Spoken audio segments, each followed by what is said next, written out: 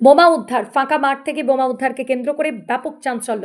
পূর্ব বর্ধমান জেলার মেমারি থানার অন্তর্গত নদীপুর এলাকায় পরিত্যক্ত বহুদিন ধরে বন্ধ হয়ে থাকা একটি চায়ের দোকানের পেছনের ফাঁকা মাঠ থেকে বোমা উদ্ধারকে কেন্দ্র করে ব্যাপক চাঞ্চল্য ছড়িয়েছে। একটি বস্তার ভেতর থেকে বেশ কয়েকটি বোমা উদ্ধার হয়েছে বলে জানা গিয়েছে। ঘটনার পর থেকে পুরো এলাকা ঘিরে রেখে নিরাপত্তা বলয় তৈরি করেছে মেমারি থানার পুলিশ। তবে ঠিক কে বা কারা বোমাগুলি রেখে গিয়েছিলেন এবং কোন উদ্দেশ্যে এই বিস্ফোরকগুলি এখানে মজুত করা হয়েছিল তা এখনও স্পষ্ট নয়।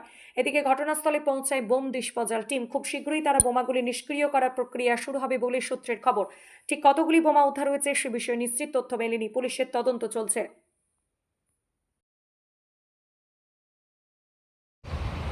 কি দেখতে এখানে কি হয়েছে? আমরা সকালে আসি, দেখি যে এখানে সব বোমা ফোমা রাখা আছে। সিকিউরিটি ছিল, যে বললো যে এদিকে যেও না, এদিকে এরকম হয়েছে, বোমা আছে এখানে। এটা কি তোমার দোকান? না, আমাদের দোকান, আমাদের। ওটা কি খোলা হয় না? মানে কিছুদিন খোলা হয়েছিল, যে দোকান বাজার ভালো চলছিল না বলে বন্ধ করা হয়েছে। সকালবেলা এসে দেখলে পুলিশ ঘিরে রেখেছে। আমার জেঠু এই মাঠেতেই সার ছড়াচ্ছিল, দিয়ে উনি দেখেছে আর কি।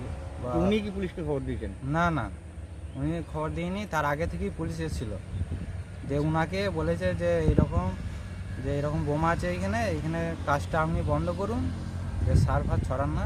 আসলে তোমাদের দোকানের পাশে এরকম রয়েছে, কতটা আতঙ্কের মধ্যে রয়েছে? খুবই আতঙ্ক বিষয়টা।